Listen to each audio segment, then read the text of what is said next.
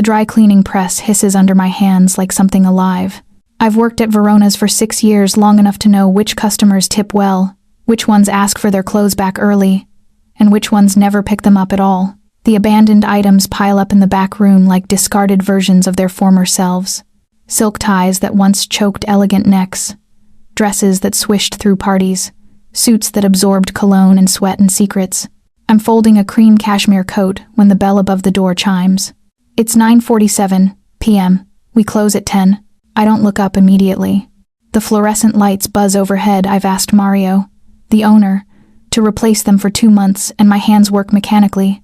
The coat soft as breath against my fingertips. The radio plays something low and jazz-tinged. Outside, the street is wet. I heard rain earlier, the kind that comes down in sheets and makes the city smell like iron and earth. We're about to close. I call without turning around. Silence. Not the polite silence of someone waiting. The kind of silence that takes up space, that changes the air pressure in a room. I turn. There are 3 of them. The man in the center wears a suit so dark it absorbs light, charcoal or black. I can't quite tell under our flickering lights. His hair is the same color. His eyes are lighter, though. A pale gray that catches the fluorescence like water catching moonlight. He's tall enough that the shop seems to shrink around him. Late 30s, maybe 40. There's something about the set of his jaw that suggests he's never asked for anything twice. The 2 men flanking him are larger, broader, hired muscle. I recognize the type. I've worked in this neighborhood long enough to know how power dresses. We close at 10. I repeat, steadier this time. I know what time you close, the man in the center says. His voice is low. Not a whisper, something deeper. The kind of voice that doesn't need to be loud to be heard. My suit, navy, custom tailoring. Picked it up 3 days ago. I try to remember. We process 50 pieces a day. I'd need a name.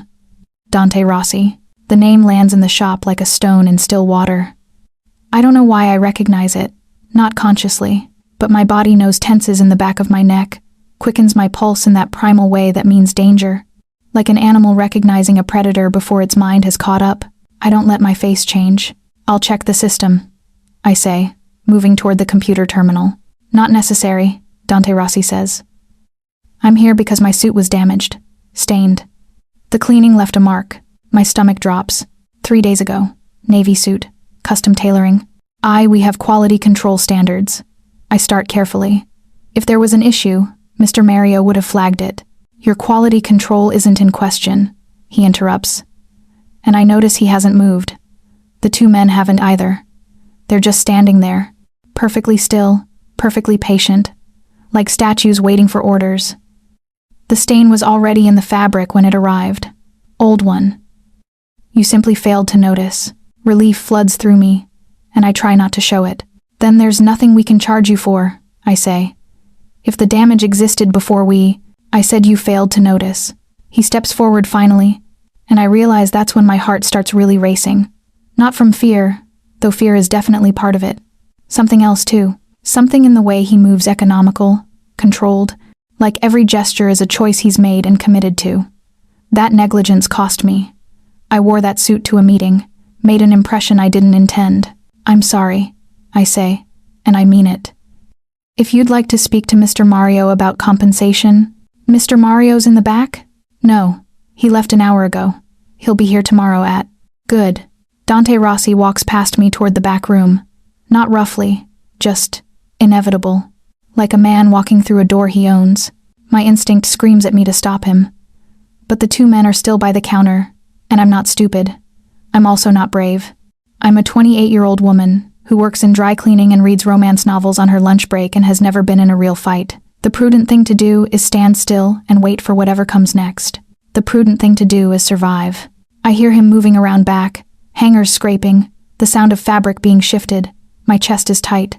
There's nothing back there except old inventory, and the smell hits me first. Smoke, not cigarette smoke. Something chemical, acrid. Then I see the glow orange, rising from the back room. Oh my God, I breathe, and I'm moving before my brain gives permission. I push through the curtain into the back room and stop dead. Dante Rossi is standing beside the pressing station. His suit jacket is draped over the hot press. The metal is glowing red, and the fabric is burning not quickly, but steadily, small flames licking at the seams. smoke curling up like something alive. He watches it burn with the same expression he had in the front room. Neutral. Calm. "What are you doing?" I hear myself ask. My voice sounds very far away. "Equalizing," he says softly. "You damaged my suit. I'm damaging something you value. That's Mario's press, not mine. But you value it," he says, and he turns his head to look at me. Those pale eyes. They're not angry. That might be worse. "You worked here 6 years. You take care of things. You'll feel responsible." He's right. I'm already feeling it, the burn of guilt. The knowledge that Mario will find out, that this is somehow my fault even though it isn't. The flames are bigger now. The jacket's sleeve is practically gone. Without thinking, I lunge forward and reach for the press handle to lift it away. Dante's hand catches my wrist. His grip isn't gentle, but it's not painful either. It's absolute. His skin is warm, surprisingly warm, and his fingers are calloused on the inside of the wrist. He holds me there while his jacket finishes burning. When the flames have mostly died, when only smoking ash and charred thread remain, he releases me. "Now you owe me a night," he says. I pull my wrist back and stare at him. "What does that mean?" "You'll find out tomorrow. I'll have my men bring you an address. 9 o'clock.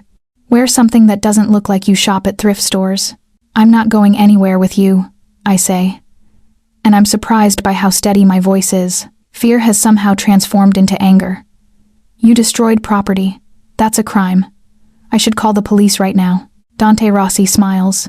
It's barely a smile, just a small movement at the corner of his mouth, but it makes him look younger and somehow more dangerous at the same time.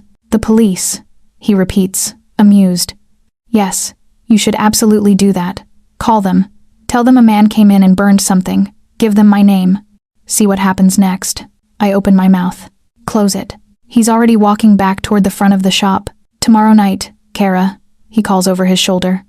9 o'clock. The men will know where to find you." The door chimes as he leaves. The 2 men follow, and then I'm alone in a shop that smells like smoke and burnt fabric, staring at the press with its melted steel and the ghost of something that was expensive and custom-made and destroyed on purpose. My hands are shaking. I realize, with a strange sort of detachment, that my wrist, where he touched me, still feels warm. I don't sleep.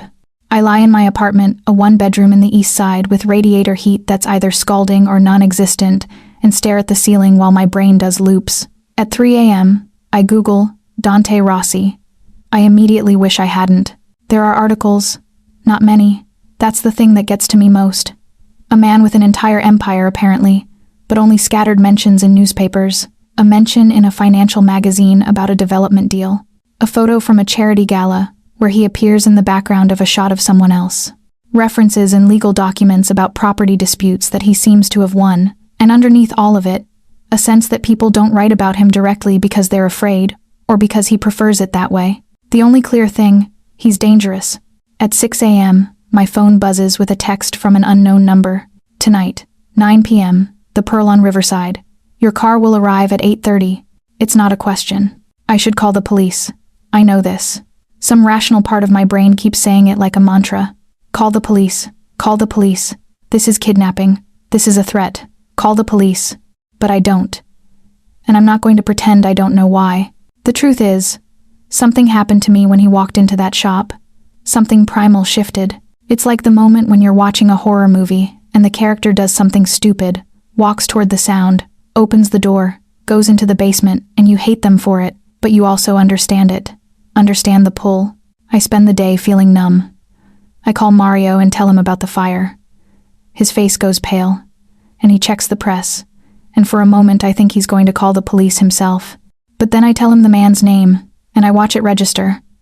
I watch Mario's expression shift into something like fear, and he says, very quietly, "Did he hurt you?"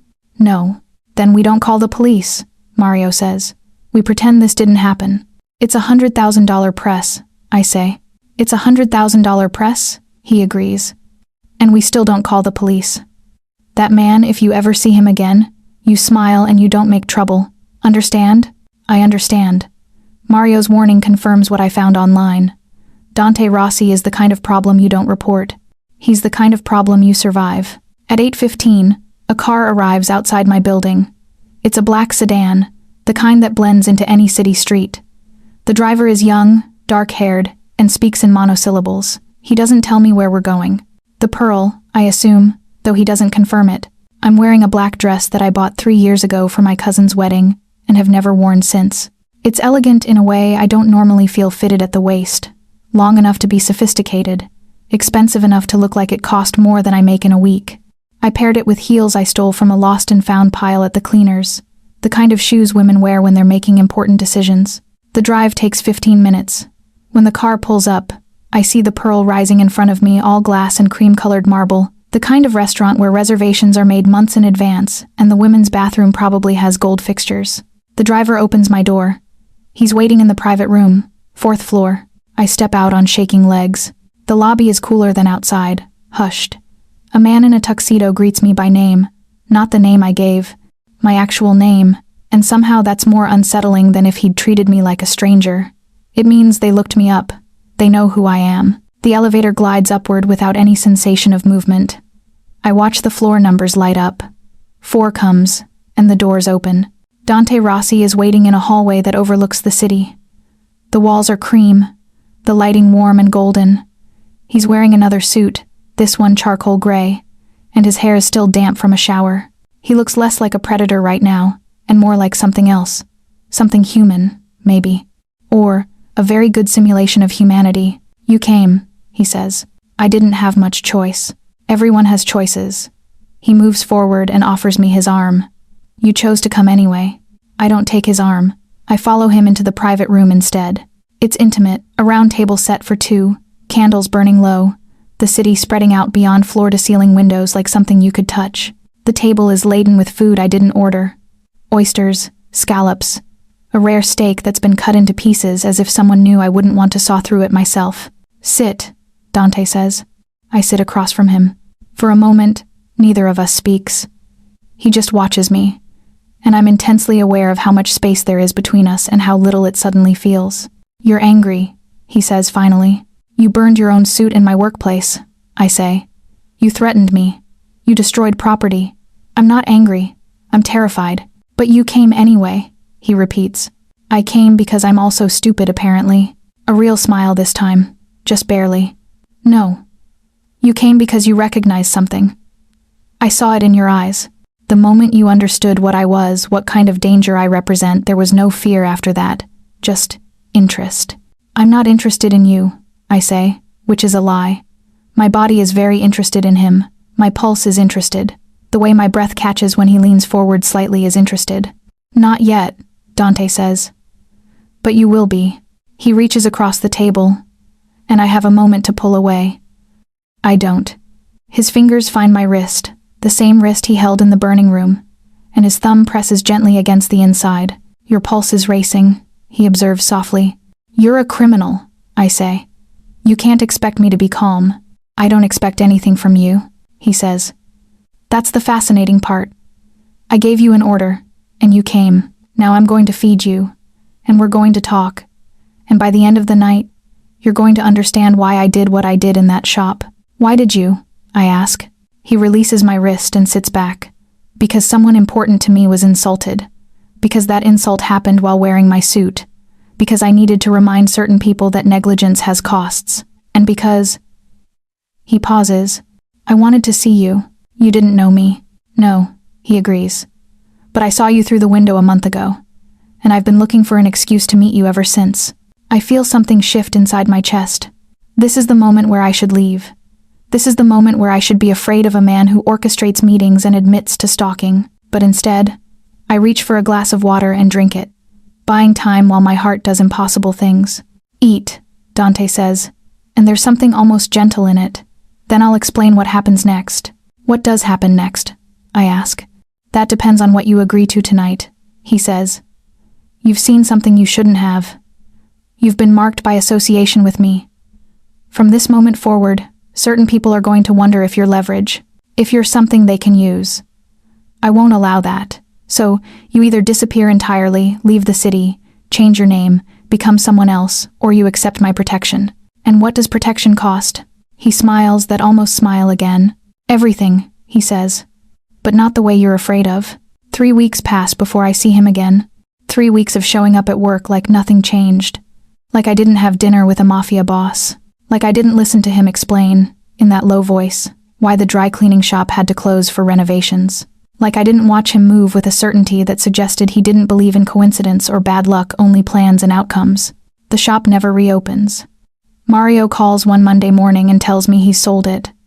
The way he says it carefully, as if reading from a script, tells me he didn't have much choice in the matter. He gives me 2 weeks severance and an apology, and I understand that Dante protected me by removing the connection between me and the place where we met. I find work at a boutique on the north side. The pay is worse, but the hours are better, and nobody in this neighborhood seems to know who Dante Rossi is. For 17 days, I almost convince myself it was a dream. Then he appears on my fire escape. I'm in my apartment on a Wednesday evening, eating pasta and reading, when I hear the scrape of shoes on metal. I live 4 stories up, so it's not exactly a normal way to visit. I move to the window and find him standing on my fire escape like he belongs there. Like gravity made an exception for him. He's dressed differently this time. Black jeans, a shirt with the sleeves rolled up.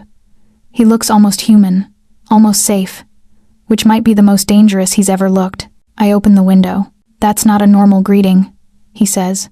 "Most people scream. Most people would have called the police by now," I say. "I'm apparently not most people." He smiles. Not the almost smile. The real thing. It transforms his face entirely. Makes him look young. Makes him look like someone who could be trusted. "May I come in?" "Do I get to say no?" "You always have a choice," he says. "But I'd prefer to come in through the window, rather than have this conversation on your fire escape where your neighbors might see. That would defeat the purpose of protecting you, as if he's a shield rather than a sword." I move back, and he climbs through with surprising grace for a man his size. He folds himself into my small apartment like he's done it 100 times, like he knows exactly how to make it feel smaller and him larger. "You haven't been to the address I provided," he says without preamble. "I've been busy." "With what?" "Work. Living. Not having dinner with men who destroy things."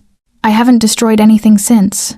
He moves through my apartment slowly, taking in details. The books, the soft blankets, the photographs of my mother on the shelf. "I've been patient. 3 weeks, Bella. Do you know how difficult that is for me?" "I don't care how difficult it is for you," I say. "I didn't ask for this. I didn't ask to be marked.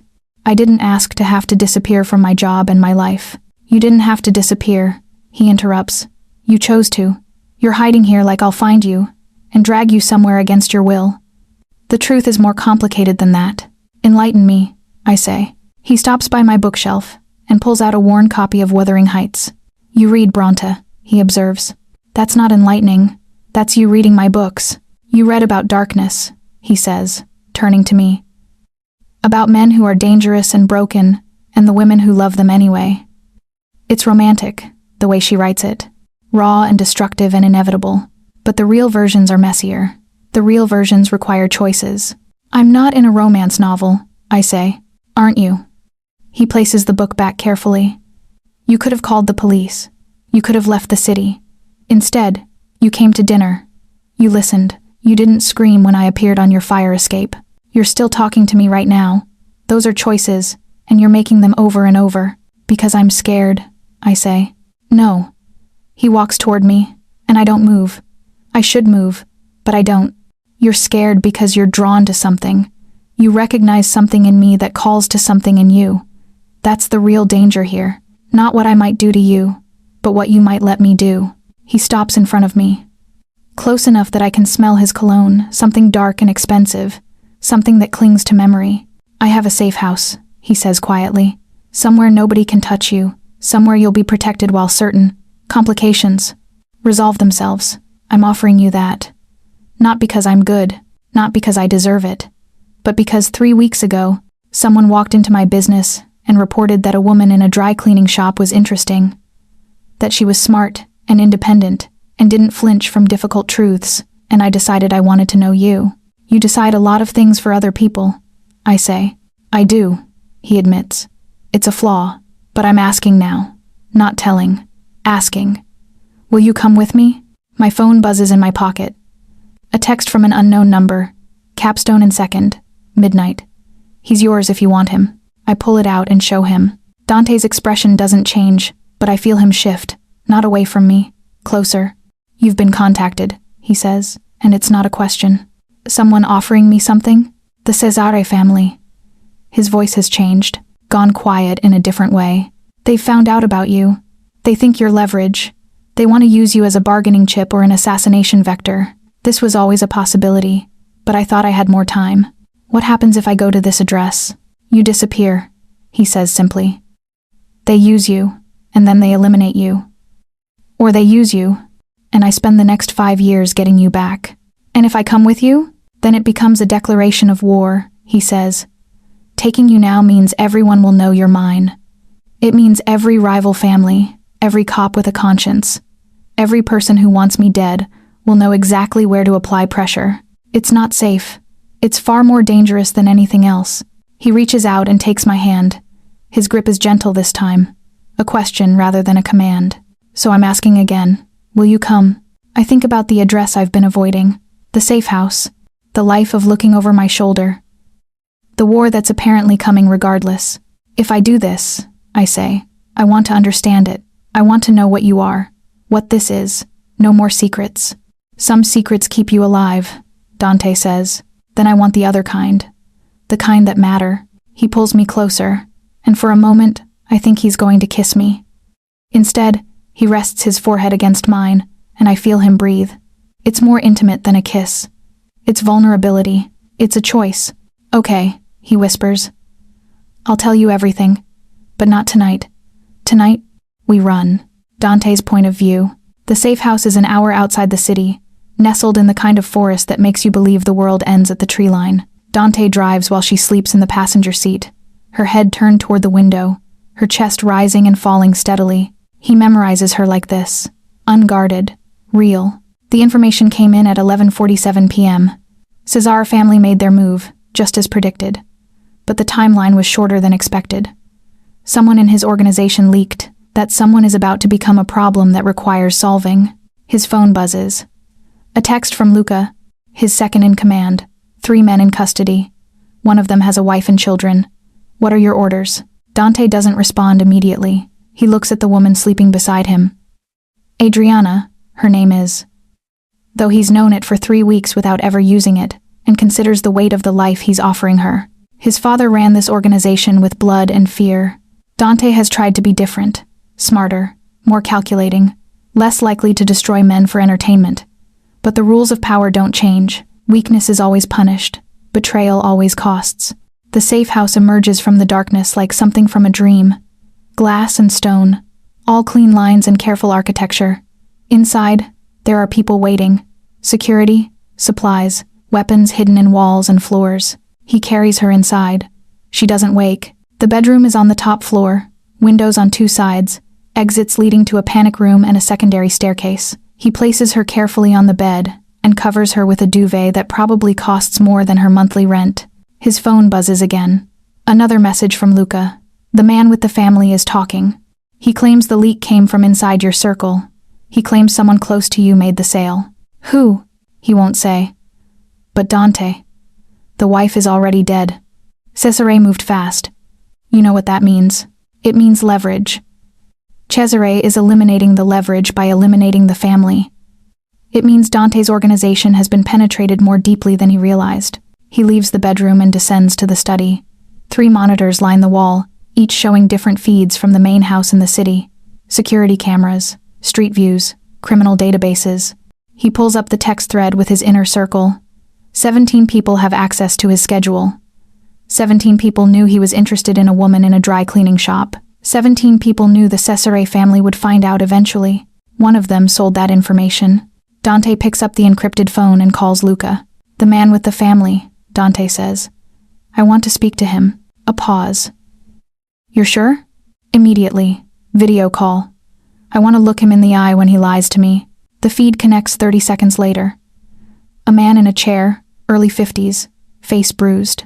Luca stands behind him, patient and still. Tell me who talked, Dante says quietly. The man's eyes go wide. He wasn't expecting to see Dante. They never do. That's the power of absence. When you finally appear, you fill everything. I can't, the man says. He'll kill my children.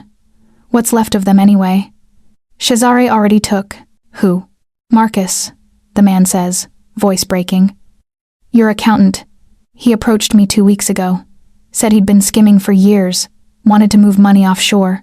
Cesare would help him disappear if he fed them information about your vulnerabilities, your weaknesses.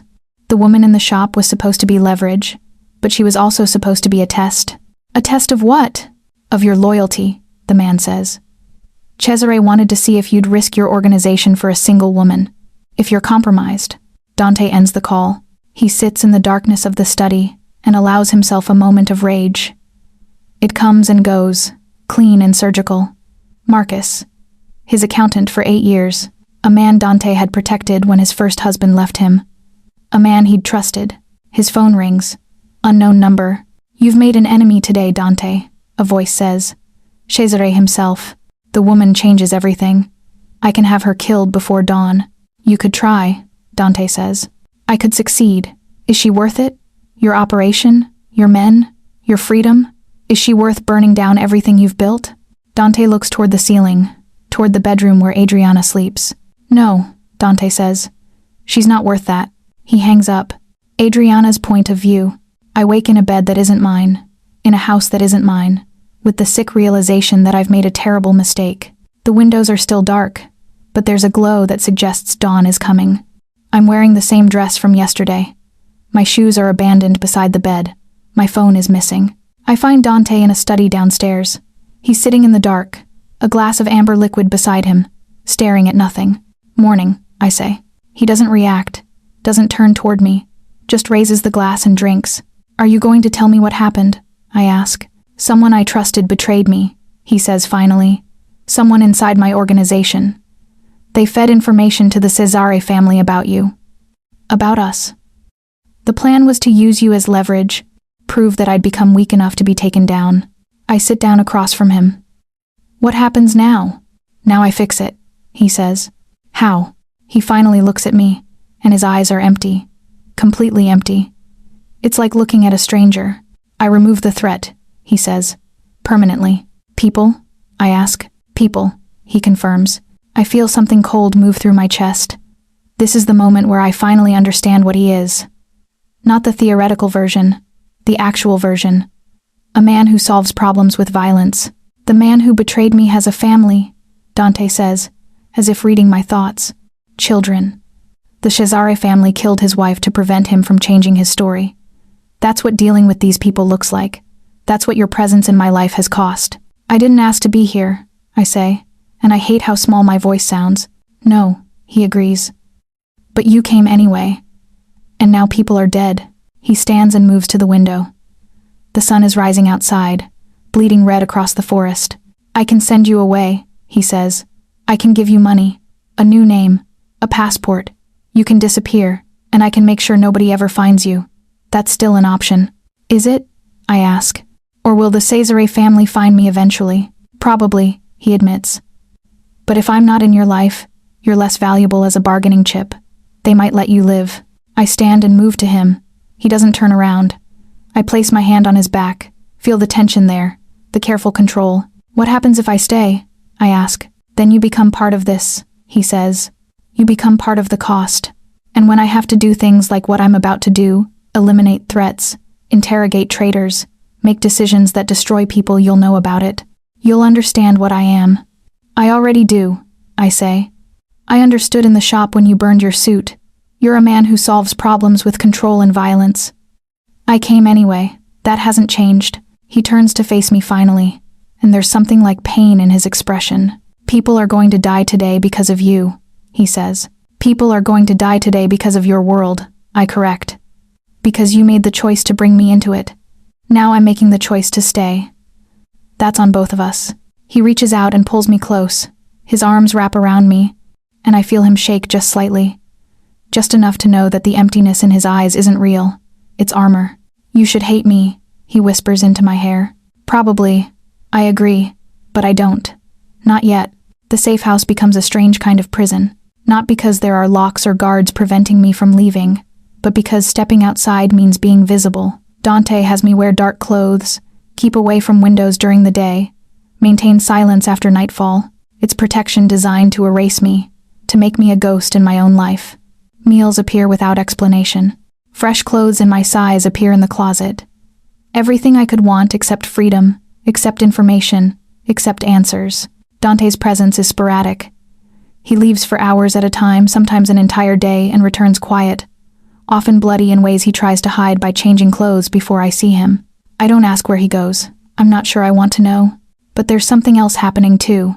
In the spaces between danger, something shifts. On the fourth day, I find him in the kitchen, at 3 a.m., unable to sleep, making tea like a man who doesn't know how. The kettle is overheated. He's watching it the way a child watches something break. "Let me," I say. He steps aside without arguing. I make chamomile, add honey. We sit at the kitchen table in the darkness, and he talks about his childhood. His father, the way he learned that love was something people used against you. On the sixth day, I kiss him. It's not dramatic. He's sitting in the study, reviewing something on his laptop, and I come up behind him and turn his head toward me. His lips are soft in a way I didn't expect. Careful, like he's terrified he'll break me. He doesn't pull away. But he doesn't deepen it either. Just stays there, kissing me like he's memorizing it, like this moment is precious and fragile. "This is a mistake," he says when we break apart. "Probably." I agree. "But I don't care. I could hurt you," he says. "I have hurt people. I will hurt people again." "I know." I move to his lap. "But you're not hurting me right now, and that's all I need." On the 8th day, we wake tangled together. He's had a nightmare, I can tell by the way he's gasping, the sweat on his skin. I don't ask about it. I just smooth back his hair and breathe steadily until his breathing matches mine. "Do you trust me?" he asks. "Not even a little," I say honestly. "Good," he says. "That's smart." On the 10th day, everything changes. I'm in the living room when I hear the explosion. Not the sound of it, something more distant, but the vibration. The way the chandelier above me sways slightly, and the picture frames on the shelves tremor. Dante runs through the door so fast I barely see him move. "The main house," he says. "The Cesare family just attacked the main house. They've escalated." "What does that mean?" I ask. "It means they're not patient anymore. It means they're running out of time." He's already moving toward a hidden panel in the wall, pulling out a bag filled with cash and passports. "It means I miscalculated how far they'd go." "Dante, listen to me," he says, and his voice is a command. "There's an exit from this house that leads to a tunnel. The tunnel connects to a garage 3 miles into the forest. The keys to a vehicle are in a magnetic box under the driver's seat. You're going to take that vehicle, and you're going to drive toward the Canadian border. There's money in that bag, enough for papers, for living expenses, for disappearing." "I'm not leaving you," I say. "Yes, you are," he says. He grabs my face gently. "Listen to me.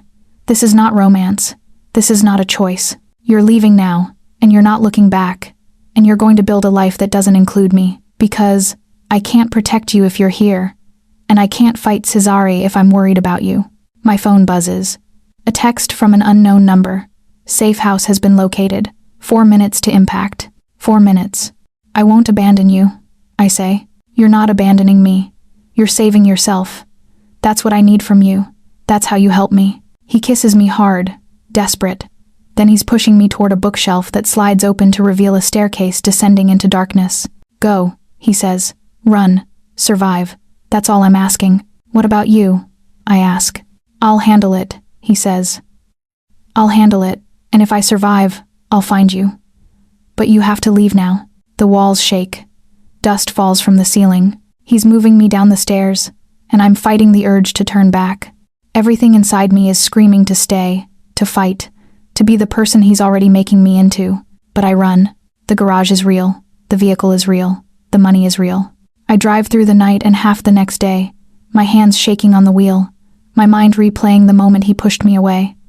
The violence in his kiss, the resignation in his eyes. At a border town, I book a motel room and wait for news that will probably never come.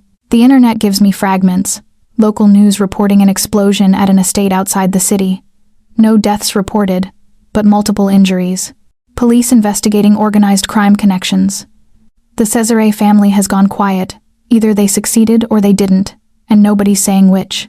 I'm staring at my phone, willing a call that doesn't come, when I hear the knock. 3 knocks, measured, familiar. I open the door, and Dante is standing in the hallway.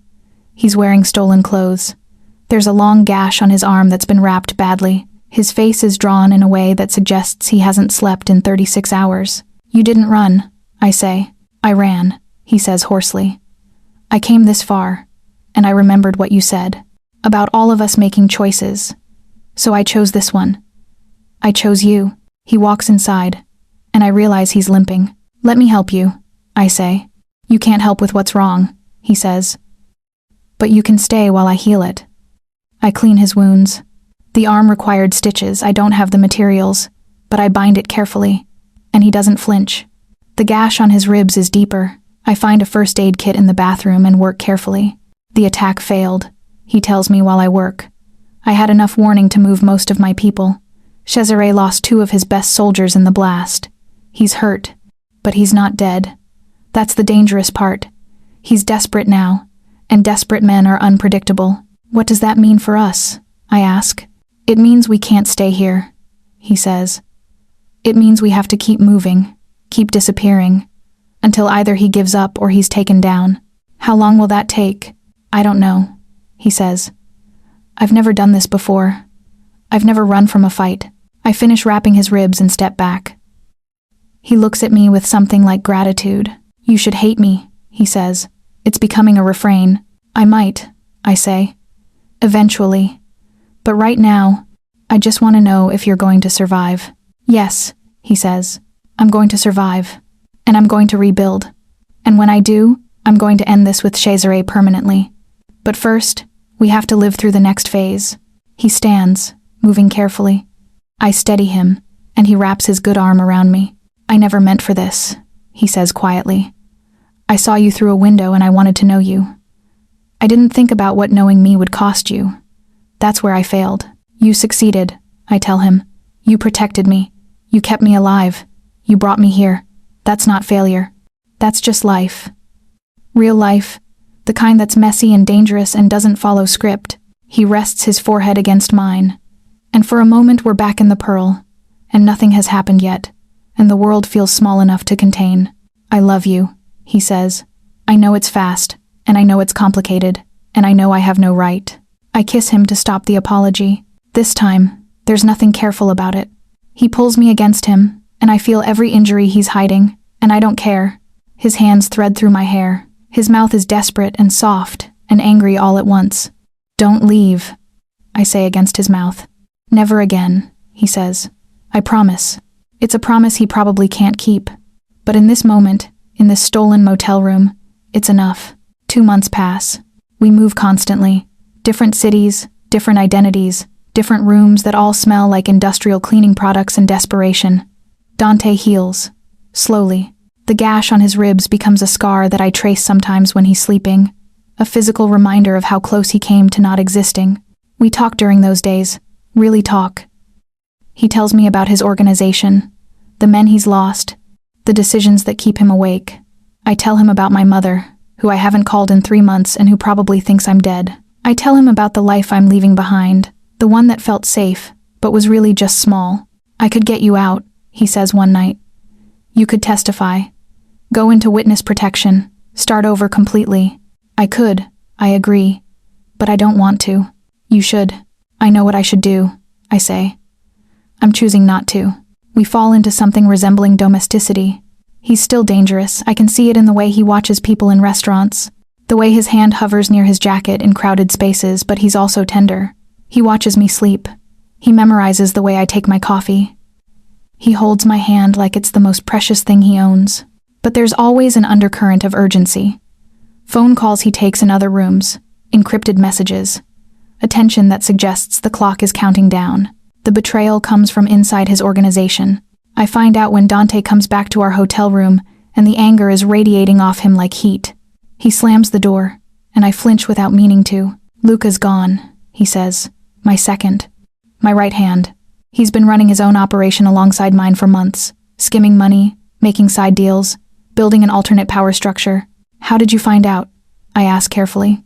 Because he just contacted Cesare and offered him the location of this hotel, Dante says, in exchange for a cut of the organization when Cesare takes over. The words hang in the air like smoke. How long do we have? I ask. Not long, Dante says. Hours, maybe less. Then we leave. Where? he asks. How? Every exit from this city is potentially compromised. Every safe house might be compromised. Every person I trust might be compromised. I watch him come apart. Not physically. The control never fully breaks. But something inside him fractures. The weight of the betrayal. The evidence that his own organization has turned against him, it's something he can't solve with violence or money or threat. I could run, he says quietly. I could leave you here, leave the city, disappear into South America or Eastern Europe, start over with money and fake documents. Are you going to? I ask. I don't know, he says. And it's the first time I've heard him admit uncertainty. I don't know if I have it in me to build this all over again. To start from nothing. To be hunted by men I trained. There's a moment, just a second, where I see the future that could happen. Where he leaves me. Where I stay in this hotel room and watch the news for reports of his body. Where I become the woman who loved a man powerful enough to destroy cities but not strong enough to survive his own people. Then he steps toward me. I'm staying, he says. I'm staying, and I'm going to fight, and I'm probably going to lose. But I'm staying with you until the end. That's not, I start. It's already decided, he says. He pulls me close. I'm done running. I'm done protecting myself. If I go down, we go down together. The phone rings, an unknown number.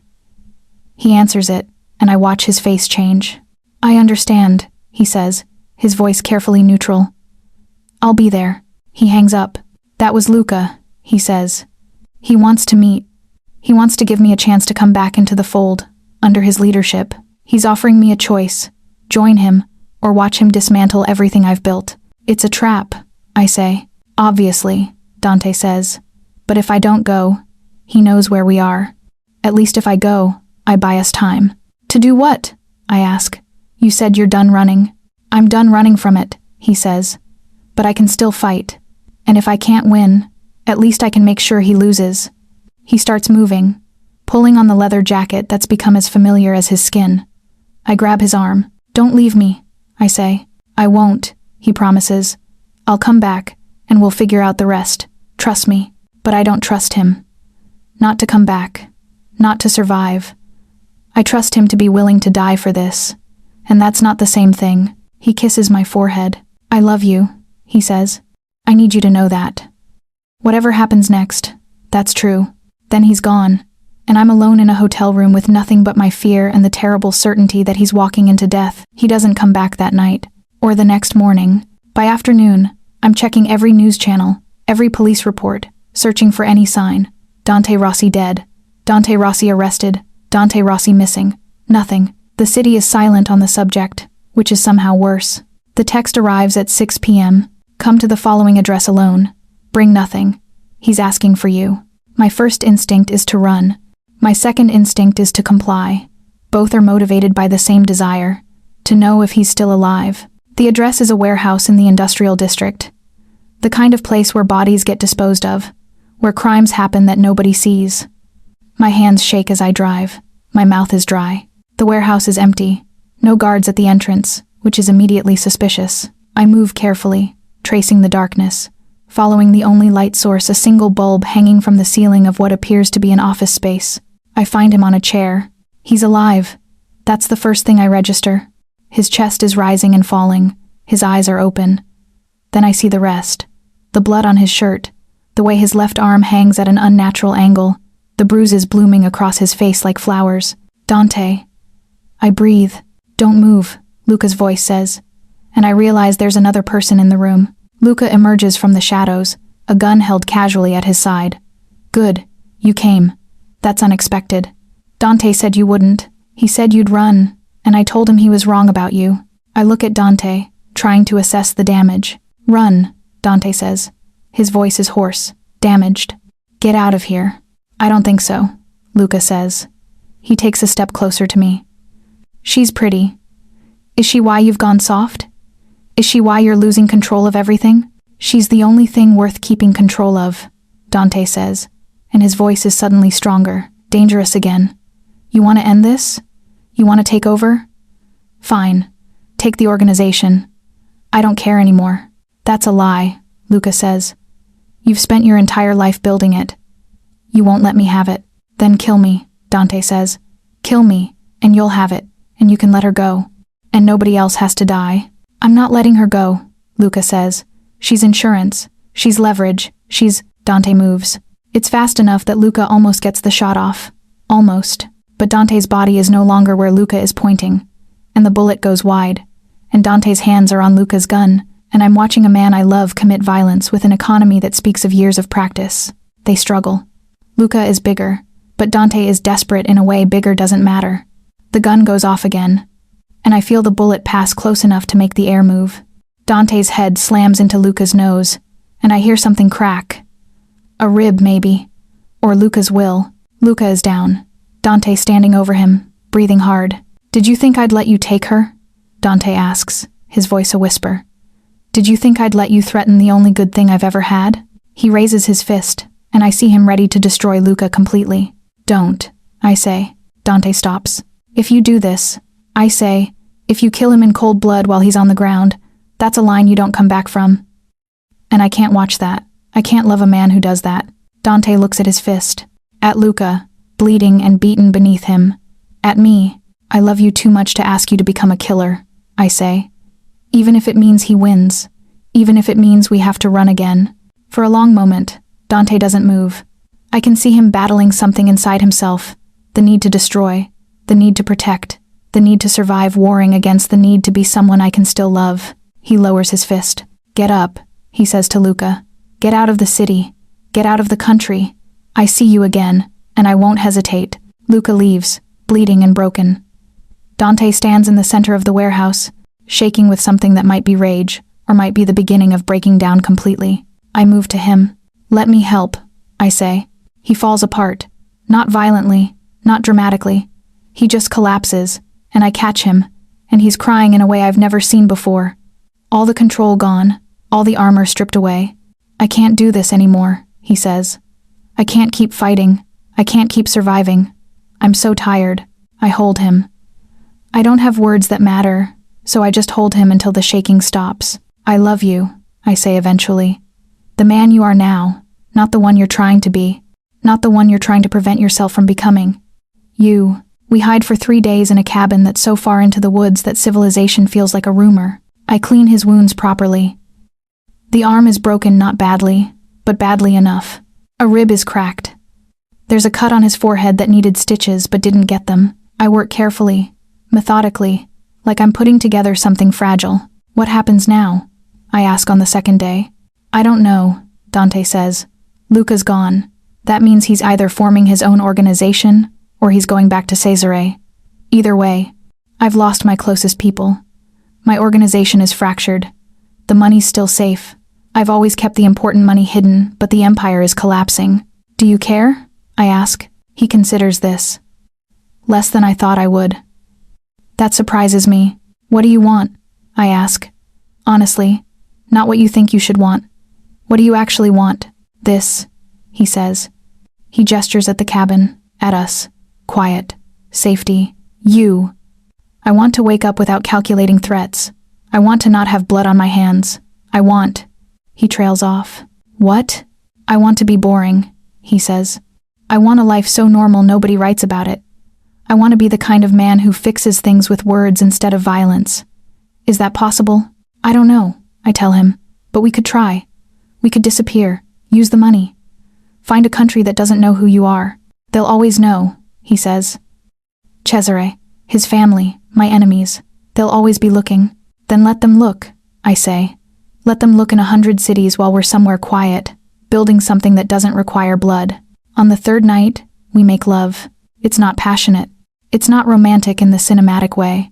It's careful and slow and full of touches that acknowledge injury. He's tender in a way I haven't seen before. He treats my body like it's sacred, like I'm the only precious thing left. Afterward, we lie tangled together, and he talks about the man he was before. I was angry, he says. After my father died, I ran the organization through rage. I made decisions from a place of hurt, and I justified them by saying it was business, but it was just hurt dressed up as power. You're not angry now, I say. No, he agrees. I'm terrified. That's worse. I'm terrified of losing you. I'm terrified of becoming someone who doesn't deserve you. I'm terrified that I already have. You haven't, I say. You've just survived. And you're still surviving.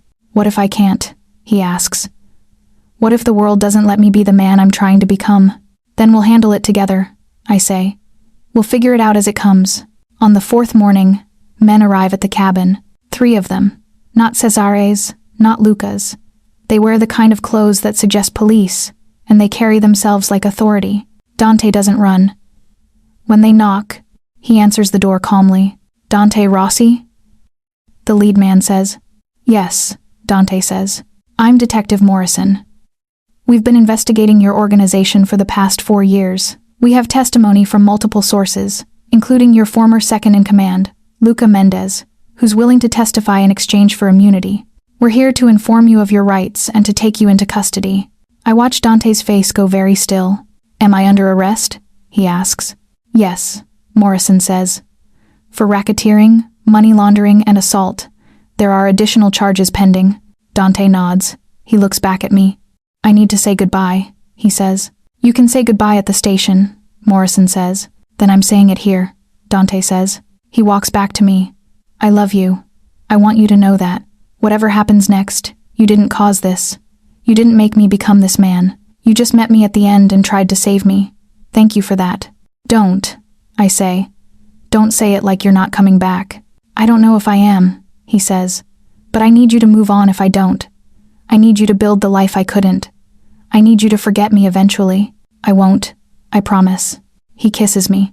Just once. Then he turns to the detectives. I'm ready, he says. I watch him walk toward the door. My heart is breaking in real time. Wait, I say. He stops. If you get out, I say. If somehow you get out, I'll be waiting.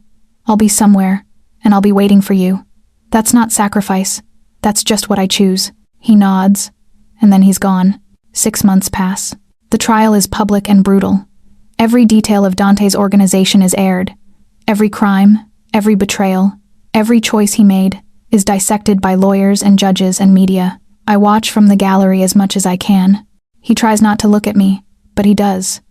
Every time, his eyes find me. Luca testifies.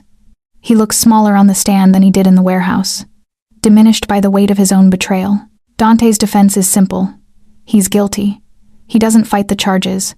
He doesn't claim entrapment or manipulation.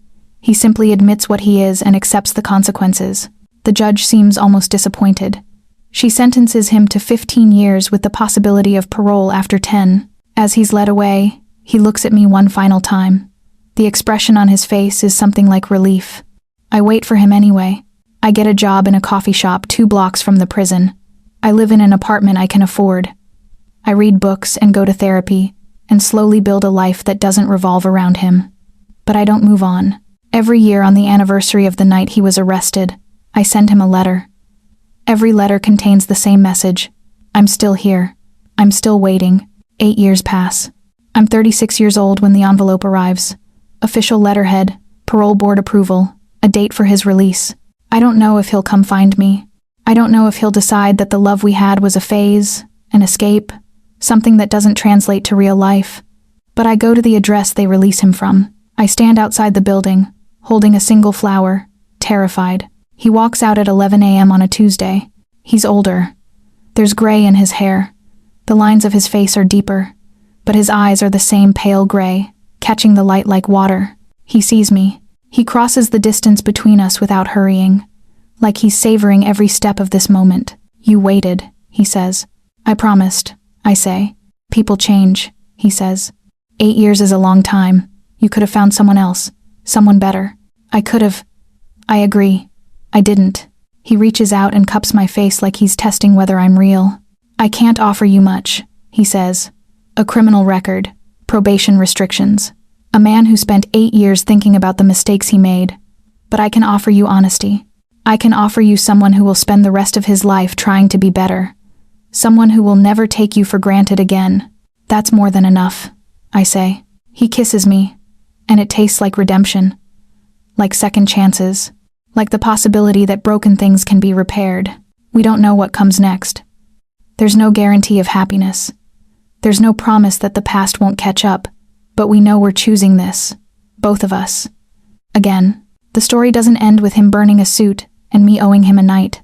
It ends here, on a street corner in a city that's no longer hunting him. with a man who became capable of choosing love over power, with a woman who learned that vulnerability isn't weakness, it's the only real form of strength. We walk toward whatever comes next, hand in hand. The future is uncertain, but it's ours.